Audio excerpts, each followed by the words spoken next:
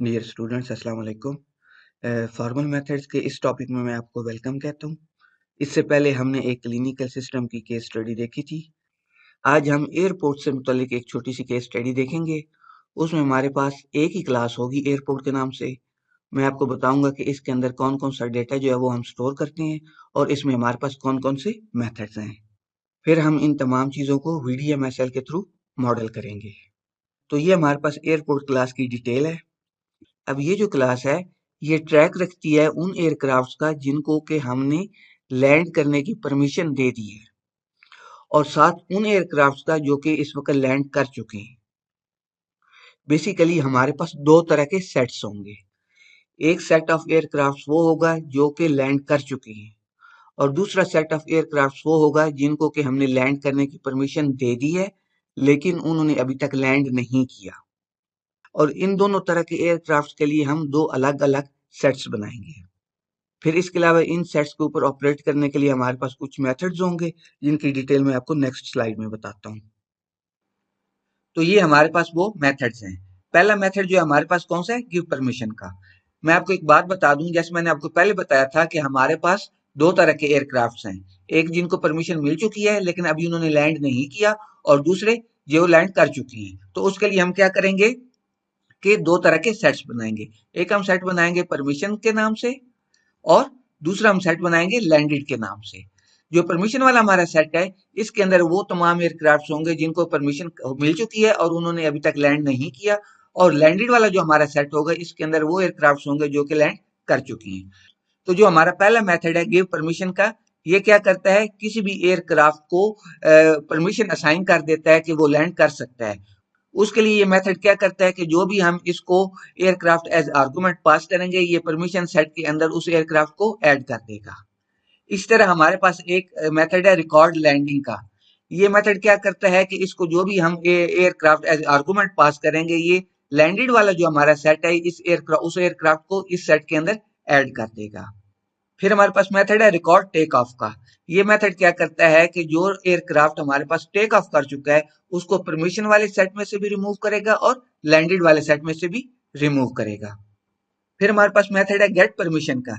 ये बेसिकली हमें क्या रिटर्न करता है, ये हमें वो एयरक्राफ्ट की लिस्ट रिटर्न करता है जिनको कि करेंटली लैंड करने की परमिशन मिल चुकी हुई है।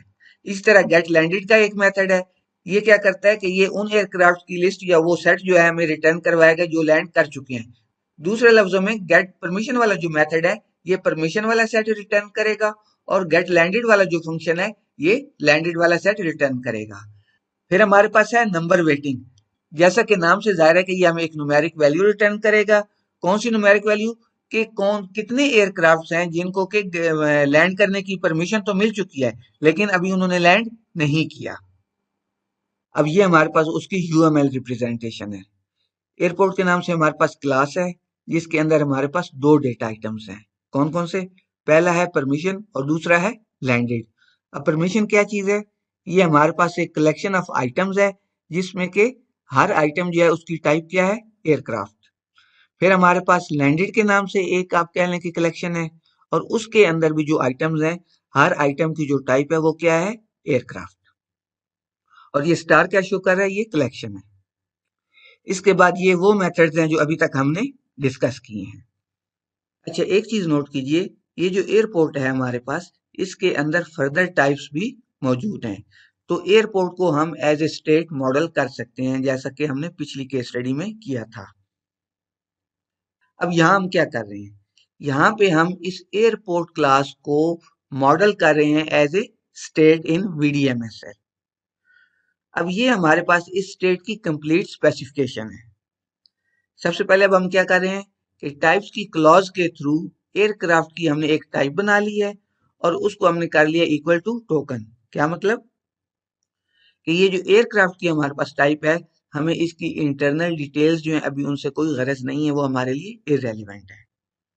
फिर इस एयरपोर्ट की हमने स्टेट बनाई, उसमें हमारे पास दो डेटा आइटम्स थे, परमिशन और लैंडेड। उनको यहाँ हमने एज ए सेट इंप्लीमेंट किया है। यहाँ पे परमिशन के नाम से भी हमारे पास एक सेट है और लैंडेड के नाम से भी एक सेट है। और इनके अंदर जो आप कह लें कि एलिमेंट्स हैं उनकी टाइप क्या है, एयरक्राफ्ट, जो कि यहाँ पे हम ऊपर बना के आए हैं। और ये डैश सेट जो है टाइप कंस्ट्रक्टर है जो बता रहा है कि ये परमिशन ये एक सेट टाइप है। इसी तरह यहाँ पे भी हमने डैश सेट कर दिया जो कि बता रहा है कि लैंडेड भी जो है हमारे पास एक सेट टाइप है। और इन दोनों सेट्स के अंदर जो एलिमेंट्स हैं उनकी अपनी टाइप क्या होगी, एयरक्राफ्ट। फिर ये हमारे पास उसके इनवेरिएंट्स हैं, उसमें हम पहले इनवेरिएंट को देखते हैं। अब यहाँ पे हमने मेक का फंक्शन कॉल किया है और उसको airport as a composite type या दूसरे लफ्जों में वो स्टेट का नाम हमने बता दिया है। और ये पैरामीटर लिस्ट है, पी रिप्रेजेंट कर रहा है परमिशन को और एल रिप्रेजेंट कर रहा है लैंडेड को। यानी पी जो है ये हमारे पास परमिशन वाला सेट है और एल जो है ये हमारे पास लैंडेड वाला सेट है। इनवेरिएंट अब क्या कह रहा है, इनवेरिएंट ये कह रहा है कि ये जो लैंडेड वाला सेट है that should be subset of permission set. यानी हमारे पास अब दो सेट्स हैं, एक हमारे पास परमिशन वाला सेट, उसमें हमारे पास कुछ एयरक्राफ्ट हैं A1, A2, A3, A4 for example हम ये सपोज कर लेते हैं। फिर हमारे पास एक सेट है लैंडेड वाला, ये वो एयरक्राफ्ट हैं जो लैंड कर चुके हैं। मैं सपोज कर लेता हूँ A1, A2 ये लैंड कर चुके हैं जी। अब ये इनवेरिएंट क्या कहता है कि लैंडेड वाला जो सेट है इसको सब सेट होना चाहिए परमिशन वाले सेट का। दूसरे लफ्जों में सिर्फ वही एयरक्राफ्ट लैंड करने चाहिए जिनके पास पहले से परमिशन थी। अब मैं फर्ज कर लेता हूं कि हमारे पास एक एयरक्राफ्ट है A5 जो कि लैंडेड वाले सेट के अंदर मौजूद है। अब ये लैंडेड वाले सेट में तो है, परमिशन वाले सेट में नहीं है। इसका मतलब है कि ये वो एयरक्राफ्ट है जिसने बगैर परमिशन के लैंड किया है, तो ये तो गलत है। इसीलिए ये इनवेरिएंट जो है ये इस चीज को इंश्योर करता है कि सिर्फ वो ही एयरक्राफ्ट लैंड करें जिनके पास पहले परमिशन थी। अब वो कैसे मुमकिन है, वो ऐसे मुमकिन है कि जो लैंडेड वाला हमारा सेट है ये सब सेट हो परमिशन वाले सेट का। तो ये इनवेरिएंट बेसिकली ये चीज इंश्योर कर रहा है। फिर इनवेरिएंट के बाद हमने इनिशियलाइजेशन का फंक्शन यूज किया है। ये इनिट किस चीज को रिप्रेजेंट कर रहा है, इनिशियलाइजेशन को। ठीक है जी। क्या मतलब कि जब ये एयरपोर्ट की स्टेट इनिशियलाइज होगी तो उसमें हमारे पास क्या क्या कंडीशंस मीट होनी चाहिए। एक तो ये कि हमारे पास जो पी वाला सेट है यानी परमिशन वाला सेट वो भी एम्प्टी होना चाहिए और जो लैंडेड वाला सेट है वो भी एम्प्टी होना चाहिए। यानी दूसरे लफ्जों में जब ये स्टेट इनिशियलाइज होगी तो दोनों जो सेट्स हैं परमिशन वाला और लैंडेड वाला ये दोनों एम्प्टी सेट होनी चाहिए। अब हम इस क्लास के मेथड्स को बारी बारी देखते हैं। तो पहले जो हमारे पास मेथड है वो कौन सा है, गिव परमिशन। इसके मुतालिक हमने कहा था कि ये वो मेथड है जब इसको आप कोई aircraft as a parameter pass करेंगे तो ये मेथड क्या करेगा, इस एयरक्राफ्ट को लैंड करने की परमिशन असाइन कर देगा। अब ये कैसे करता है, उसमें हमने कहा था कि ये जो परमिशन वाला सेट है उसको वो एयरक्राफ्ट असाइन हो जाएगा। तो उसमें हमारे पास एक्सटर्नल वेरिएबल हम कौन सा यूज कर रहे हैं, परमिशन वाला जो हमारे पास सेट है और उसकी राइट की परमिशन हम यूज कर रहे हैं यानी राइट की एक्सेस यूज कर रहे हैं।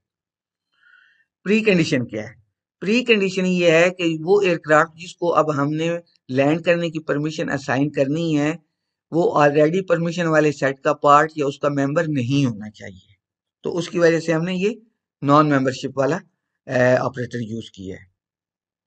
और पोस्ट कंडीशन इसकी क्या है, जब ये मेथड सक्सेसफुली कॉल हो जाएगा तो वो एयरक्राफ्ट जिसको के हमने लैंड करवाने की परमिशन असाइन करने की रिक्वेस्ट की थी वो हमारे पास परमिशन वाले सेट को असाइन कर दिया जाएगा। दूसरे लफ्जों में ये काम कैसे होगा कि हमारे पास जो परमिशन वाला सेट है उसके अंदर जो प्रीवियस वैल्यूज पड़ी हुई यानी वो जो प्रीवियस सेट है हमारे पास वो, और जो करंट एयरक्राफ्ट हमारे पास एज ए पैरामीटर आया है उसको हम सेट की फॉर्म में रिप्रेजेंट करके दोनों का यूनियन ले लेंगे। जब दोनों का यूनियन ले लेंगे तो इट मीन्स कि ये वाला जो एयरक्राफ्ट है ये भी इस सेट का पार्ट बन जाएगा और वो हमारे पास जो परमिशन का सेट है वो अपडेट हो जाएगा। यानी जब ये मेथड एग्जीक्यूट हो जाएगा तो फिर ये एयरक्राफ्ट जो है ये भी हमारे पास परमिशन वाले सेट का हिस्सा बन जाएगा। पहले अगर हमारे पास A1 और A2 थे तो अब A3 भी इसी सेट के अंदर शामिल हो जाएगा। मीन्स कि A3 जो एयरक्राफ्ट है उसको भी लैंड करने की परमिशन मिल चुकी है। फिर हमारे पास रिकॉर्ड लैंडिंग का मेथड है। ये मेथड क्या करता है, जब भी आप इसको कोई aircraft as a parameter pass करेंगे तो ये उसको लैंड करवा देगा। दूसरे लफ्जों में जो एयरक्राफ्ट एज ए पैरामीटर आएगा इसके पास वो ये क्या करेगा, हमारे पास जो लैंडेड का सेट है उसके अंदर इस एयरक्राफ्ट को ऐड करवाएगा। अब इसकी स्पेसिफिकेशन हम देखते हैं। अब ये एक्सटर्नल डेटा कौन सा यूज करता है? पहला जो डेटा ये यूज कर रहा है वो हमारे पास परमिशन का सेट है, और उसमें इसकी जो एक्सेस है परमिशन के सेट पर वो कौन सी है? रीड ओनली, यानी परमिशन वाले सेट को ये सिर्फ रीड कर सकता है। जबकि लैंडेड वाले सेट को ये रीड और राइट दोनों एक्सेस है इसके पास, ये रीड भी कर सकता है और राइट भी कर सकता है, क्योंकि जब किसी एयरक्राफ्ट में लैंड करना है तो उस एयरक्राफ्ट को हमने लैंडेड वाले सेट के अंदर ऐड करना है, तो डेफिनेटली फिर लैंडेड वाला जो सेट है उसको उसकी राइट की परमिशन भी हमारे पास होनी चाहिए। अब प्री कंडीशन क्या है हमारे पास? कि जिस एयरक्राफ्ट को हमने लैंड करवाना है, एक तो उसके पास लैंड करने की परमिशन होनी चाहिए, मतलब उसको परमिशन वाले सेट का पहले से मेंबर होना चाहिए। दूसरे लफ्जों में सिर्फ वही एयरक्राफ्ट लैंड करेगा जिसके पास पहले से परमिशन है। और इसके अलावा दूसरी कंडीशन क्या है? कि जिस एयरक्राफ्ट ने लैंड करना है, इसको जो लैंडेड वाला हमारा सेट है ऑलरेडी उसका मेंबर नहीं होना चाहिए। मतलब लॉजिक भी बनती है ना, कि जिस एयरक्राफ्ट ने लैंड करना है, ये ना हो कि वो पहले से लैंड कर चुका हो, उसके लिए जरूरी है कि वो पहले से लैंडेड वाला जो सेट है उसमें ना हो, उसमें मौजूद ना हो, परमिशन वाले सेट में हो और लैंडेड वाले सेट में ना हो, तभी वो लैंड कर सकता है। अगर एक एयरक्राफ्ट पहले से लैंडेड वाले सेट में मौजूद है, आप उसको दोबारा लैंडेड वाले सेट में एंटर करवा रहे हैं, तो ये तो बेसिकली इसकी लॉजिक नहीं बनती ना, ये तो एक एरर है। तो इस चीज को इंश्योर करने के लिए ये प्री कंडीशन है। और पोस्ट कंडीशन क्या है हमारे पास? कि जिस एयरक्राफ्ट ने लैंड करना है उसको लैंडेड वाले सेट के साथ उसका आप यूनियन ले लें, ये प्रीवियस वैल्यू है, और ये एयरक्राफ्ट जिसने लैंड करना है उसको एज ए सेट हमने रिप्रेजेंट किया, दोनों का यूनियन लेंगे, तो जो रिजल्टेंट हमारे पास लैंडेड वाला सेट आएगा उसके अंदर ये वाला एयरक्राफ्ट जो एज ए पैरामीटर आया ये भी मौजूद होगा। दूसरे लफ्जों में ये अब ये एयरक्राफ्ट लैंड कर चुका है। नेक्स्ट जो मेथड हमारे पास वो है रिकॉर्ड टेक ऑफ का मेथड। ये क्या करता है? जब भी किसी एयरक्राफ्ट ने टेक ऑफ करना होगा तो हम इस मेथड को कॉल करेंगे। अब हम एक्सटर्नल डेटा की एक्सेस देख लेते हैं। तो उसमें क्या है कि हमारे पास जो परमिशन का सेट है, ये मेथड उसको रीड और राइट दोनों ऑपरेशन उसके ऊपर परफॉर्म कर सकता है। इस तरह जो लैंडेड का सेट है उसके ऊपर भी ये रीड और राइट दोनों ऑपरेशन परफॉर्म कर सकता है। अब हम इसकी प्री कंडीशन देख लेते हैं। प्री कंडीशन क्या है? कि जिस एयरक्राफ्ट ने टेक ऑफ करना है उसको लैंडेड वाले सेट का मेंबर होना चाहिए। लॉजिक भी बनती है कि टेक ऑफ वो एयरक्राफ्ट करेगा जो पहले लैंड कर चुका हुआ है, या दूसरे लफ्जों में वो लैंडेड वाले सेट का एलिमेंट है। जो लैंडेड वाले सेट का एलिमेंट होगा इट मीन कि वो लैंड कर चुका है, अब वही टेक ऑफ करेगा। अब पोस्ट कंडीशन में हमारे पास क्या है? पोस्ट कंडीशन में ये होगा कि जब भी एक एयरक्राफ्ट टेक ऑफ करेगा तो उसको लैंडेड वाला जो सेट है उसमें से सब्ट्रैक्ट किया जाएगा। सपोज हमारे पास तीन एयरक्राफ्ट थे, A1, A2 और A3। ये हमारे पास लैंडेड वाले सेट का पार्ट थे। अब A3 जो है ये टेक ऑफ कर गया, तो इट मीन्स इसको लैंडेड वाले सेट में से आपने रिमूव करना है। तो उसके लिए हमारे पास कौन सा ऑपरेटर है? डिफरेंस का ऑपरेटर हम यूज कर रहे हैं। इसके अलावा उस एयरक्राफ्ट को आपने परमिशन वाले सेट से भी रिमूव करना है। मीन्स कि वो जो P वाले सेट में मौजूद था उसमें से भी ये रिमूव होगा। ठीक है, यानी दोनों परमिशन दोनों जो सेट्स हैं उसमें से इस एलिमेंट को डिलीट किया जाएगा, तब आप कहेंगे कि ये एयरक्राफ्ट जो है ये टेक ऑफ कर चुका है। अब जब इसने दोबारा लैंड करना होगा तो क्या होगा? पहले इसको परमिशन लेनी पड़ेगी, पहले ये परमिशन वाले सेट में जाएगा और फिर ये क्या करेगा कि लैंडेड वाले सेट में जाएगा। लेकिन वो एक अलग से सिनेरियो है। जब एक एयरक्राफ्ट टेक ऑफ करेगा तो उस सूरत में आपको इस एयरक्राफ्ट को उन दोनों सेट्स में से, परमिशन वाले और लैंडेड वाले सेट्स, इन दोनों में से इसको रिमूव करना होगा। तो ये काम हम यहाँ पे डिफरेंस के ऑपरेटर के थ्रू कर रहे हैं। अब नेक्स्ट जो हमारे पास मेथड है वो कौन सा है? गेट परमिशन का मेथड। ये मेथड क्या करता है? ये हमें वो तमाम एयरक्राफ्ट का सेट रिटर्न करता है जिनके पास लैंड करने की परमिशन है, या दूसरे लफ्जों में ये सिंपली हमें परमिशन वाला सेट रिटर्न करवाता है। आउटपुट के तौर पर हमने एयरक्राफ्ट का सेट बता दिया है, और अब हम देखते हैं कि इसकी एक्सटर्नल डेटा जो है उसकी एक्सेस कौन सी है। वो हमारे पास परमिशन वाले सेट की रीड ओनली एक्सेस है, मतलब ये परमिशन वाले सेट को रीड ओनली कर सकता है। प्री कंडीशन को हमने ट्रू बता दिया, मीन्स के कोई प्री कंडीशन नहीं है। और पोस्ट कंडीशन में हमने आउटपुट का जो वेरिएबल था उसको परमिशन का सेट असाइन कर दिया, यानी जब ये मेथड कॉल होगा तो ये परमिशन वाला सेट जो है ये हमारे पास एज ए आउटपुट रिटर्न हो जाएगा। फिर हमारे पास गेट लैंडेड का मेथड है। ये मेथड क्या करता है? ये सिंपली हमें लैंडेड का सेट जो है वो रिटर्न करवा देता है। यानी इस मेथड के थ्रू हमें पता चल जाएगा कि कौन कौन से एयरक्राफ्ट जो हैं वो हमारे पास लैंड कर चुकी हैं। इसमें भी हमने आउटपुट के तौर पर एयरक्राफ्ट सेट बता दिया। एक्सटर्नल डेटा कौन सा है हमारे पास, लैंडेड का सेट है और उसकी रीड ओनली एक्सेस है इसके पास। प्री कंडीशन ट्रू बता दी और पोस्ट कंडीशन में हमने आउटपुट के वेरिएबल को लैंडेड का सेट असाइन कर दिया। फिर हमारे पास है नंबर वेटिंग। ये वो एयरक्राफ्ट्स हैं जो इस वक्त जिनके पास लैंड करने की परमिशन तो है लेकिन अभी उन्होंने लैंड नहीं किया। तो आउटपुट के तौर पर हमने एक नेचुरल नंबर बताया है, यानी ये मेथड जो है एक नेचुरल नंबर रिटर्न करेगा जो किस चीज को रिप्रेजेंट करेगा, number of aircraft waiting to land.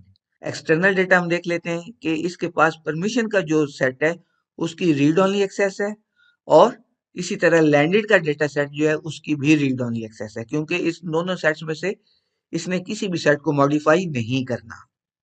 Post condition में हमारे पास क्या है, पोस्ट कंडीशन में हम ये कह रहे हैं कि जो हमारे पास परमिशन का सेट है वो और जो लैंडेड का सेट है उनका डिफरेंस ले रहे हैं। उससे क्या होगा, उससे हमें पता चल जाएगा कि इस वक्त कितने एयरक्राफ्ट जो हैं वो वेट कर रहे हैं, यानी वो उनके पास लैंड करने की परमिशन तो है लेकिन उन्होंने लैंड नहीं किया।